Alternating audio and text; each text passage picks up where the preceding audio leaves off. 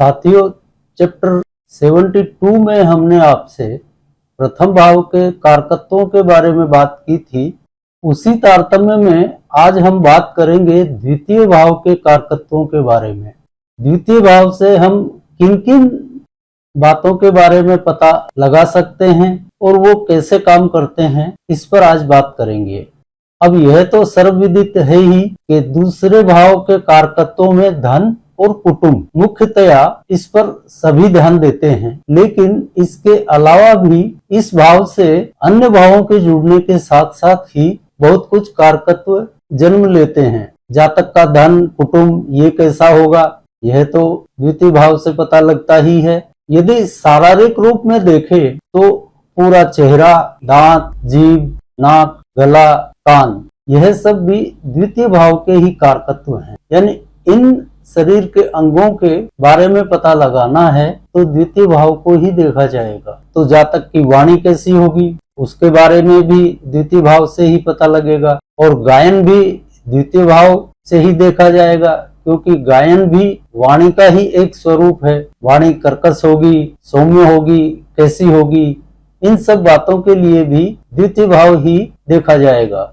अब इसके बारे में एक विशेष बात आपको पता होनी चाहिए कि जातक की शिक्षा का और खास तौर पर जातक की आरंभिक शिक्षा का पता द्वितीय भाव से ही चलता है। अब कुछ लोग छिद्रान्वेषी स्वभाव के भी होते हैं, वो यहाँ पर अवश्य प्रश्न करेंगे कि विद्या का द्वितीय भाव से क्या संबंध है, क्योंकि आजकल तो द्वितीय भाव को मुख्य रूप से सिर्फ धन के लिए ही देखा जाता है। आपने सुना होगा कि शास्त्रों में भी कहा गया है कि छात्र का धन उसकी विद्या होती है, इसलिए आयु व्यय के हिसाब से छात्र की विद्या का कैसा स्तर रहेगा इसके लिए भी द्वितीय भाव ही देखा जाना चाहिए। अब मान लीजिए कोई 8-10 साल का बालक है और उसका द्वितीय भाव बहुत प्रबल हो रहा है, या तो नक्षत्र स्वामी द्वारा जन्म से ही एक्टिव है, अथवा जो भी उसकी दशा अंतरदशा आ रही है या चल रही है उसमें द्वितीय भाव बहुत प्रबल हो रहा है,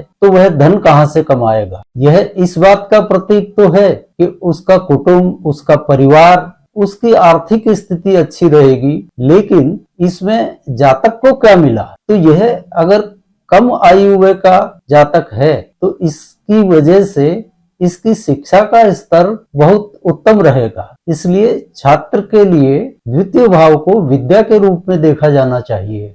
तो कारकत्व समझने के लिए सिर्फ हमको एक दृष्टि को विस्तार देना है, अपने आप समझ में आ जाएगा। शास्त्रों में जो चीजें लिखी हैं, किताबों में जो चीजें लिखी हैं, वो अपनी जगह सही हैं, लेकिन हम उनको समझ नहीं पाते हैं। उसका कारण यही है, यदि हम विस्तार से देखेंगे तो सारे कारकत्व आपको समझ में आते चले जाएंगे। इसी तरह परिवार का रहन सहन, उसका खान पान, यानी कुटुंब का स्तर भी हम द्वितीय भाव से ही देखेंगे। अब बड़े भाई बहन, ताऊ चाचा, इन लोगों के सुख और स्वार्जित संपत्ति के लिए भी हमको द्वितीय भाव ही देखना पड़ेगा। तर्क वही है, इन संबंधियों का भाव होता है 11वां यानी एकादश, और एकादश भाव से द्वितीय भाव चतुर्थ हो जाएगा। इसलिए एकादश भाव के संबंधियों के सुख, स्वार्जित संपत्ति इत्यादि के लिए जातक का दूसरा भाव ही देखा जाएगा, और इन संबंधियों के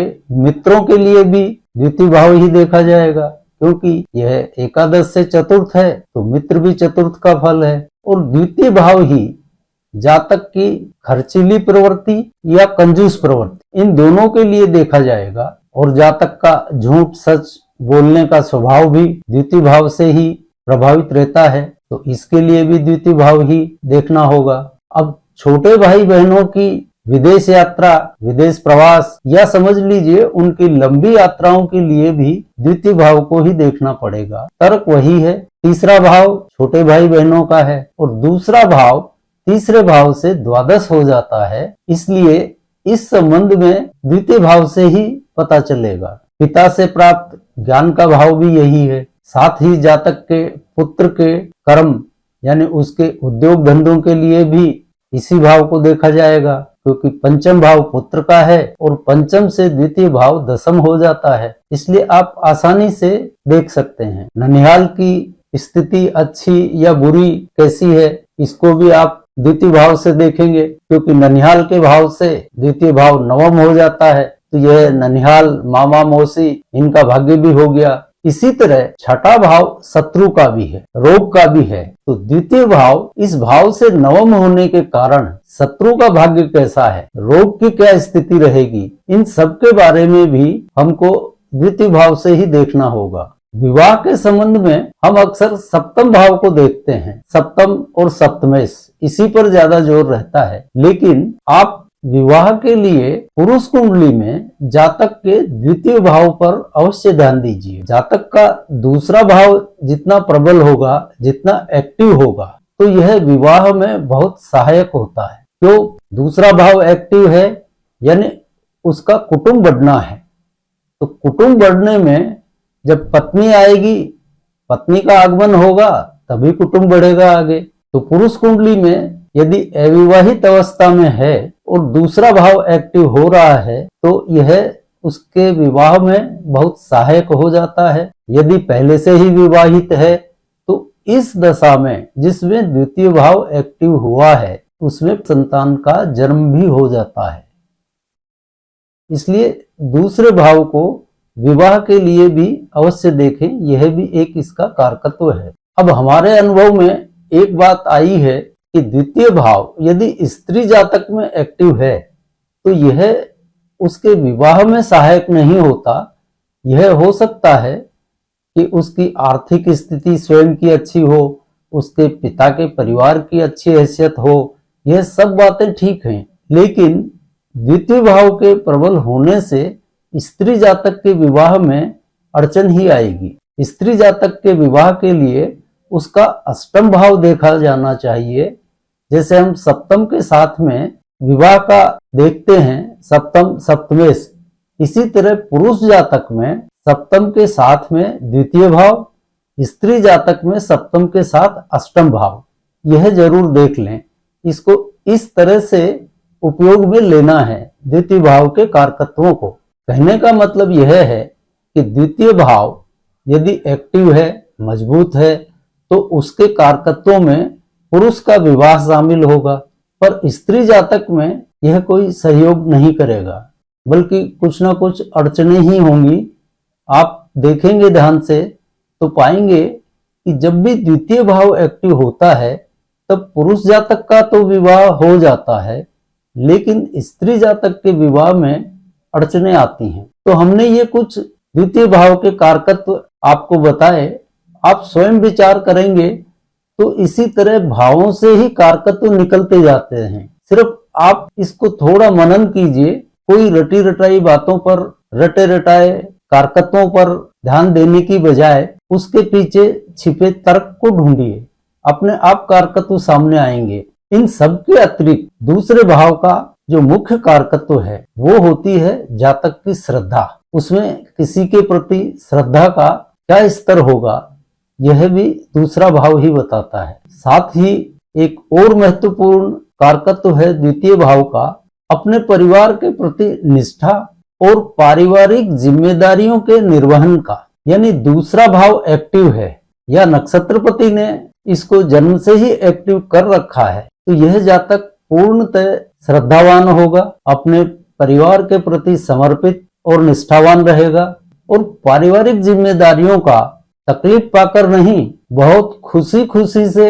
निर्वहन करेगा। इसको उसमें आनंद आएगा। इसके विपरीत दूसरा भाव जब दूषित होता है या कमजोर होता है, उस स्थिति में जातक में एक अश्रद्धा का भाव स्वतः ही पैदा हो जाता है। उसका स्वभाव संकालू टाइप का होगा, हर किसी बात में छिद्रान्वेषण की भावना समाई रहती है और एक फोकट की अकड़ उसके अंदर रहती है, और इसमें उसका कोई दोष भी नहीं होता। यह एक स्वाभाविक ही है कि जब उसका दूसरा भाव एक्टिव नहीं है या किन्हीं अन्य कारणों से दूषित है, तो यह सब उसमें आ ही जाता है। अपनी कुल परंपरा, अपनी जातिगत परंपरा, इनका निर्वहन और इनके प्रति उसकी अगाध श्रद्धा का भाव भी दूसरा ही होता है। यह सब कारकत्व भी दूसरे भाव से ही देखे जाएंगे। तो आज हमने आपसे द्वितीय भाव के चंद कारकत्वों के बारे में बात की। आप अपने ज्ञान की उड़ान को थोड़ा सा फैलाव देंगे तो यह कोई मुश्किल काम नहीं है, जबकि सबसे बड़ी समस्या कुंडली देखने में यही आती है कि सामने वाले के प्रश्न का जवाब कौन से भाव से देखें। उसके लिए आप अपनी कल्पना को विस्तार दीजिए, थोड़ा सा इस पर मनन कीजिए। हमने तो आपको चंद कारकत्व बताए हैं, असंख्य कारकत्व हर भाव में समाये हैं। किसी रटे रटाए कारकत्वों को देखकर फलित करने की जरूरत नहीं है, क्योंकि एक ही भाव में जरा से हेर फेर से विपरीत फल हो जाते हैं। इसलिए आप बहुत ध्यान से इन सब को समझिए और समझकर चलेंगे तो आपको कहीं कोई परेशानी नहीं आएगी। यानी रटे रटाए फार्मूलों पे चलने की जरूरत नहीं है कि इस भाव से ऐसा ही होगा, ऐसा कुछ नहीं होता है। एक भाव के कारकत्व के साथ दूसरे भाव के कुछ भी कारकत्व मिलने से पूरा फल बदल जाता है। जैसा हमने बताया, सप्तम के साथ द्वितीय यदि पुरुष कुंडली में एक्टिव हो गया तो पुरुष जातक का विवाह हो जाएगा। अब यही फार्मूला आप स्त्री जातक पर लगाएंगे तो नहीं लगेगा। इसी तरह स्त्री जातक का सप्तम के साथ अष्टम का संबंध है तो उसका विवाह हो जाएगा, लेकिन पुरुष जातक का नहीं होगा। ये आप थोड़ा सा समझ लीजिए तो आपको कोई परेशानी नहीं होगी। तो आज के चैप्टर को यहीं विराम देते हैं, अगली बार जल्द ही मिलते हैं इससे आगे के कुछ कारकत्वों और कुछ नए विषयों को लेकर। तब तक के लिए जय जय सिया राम।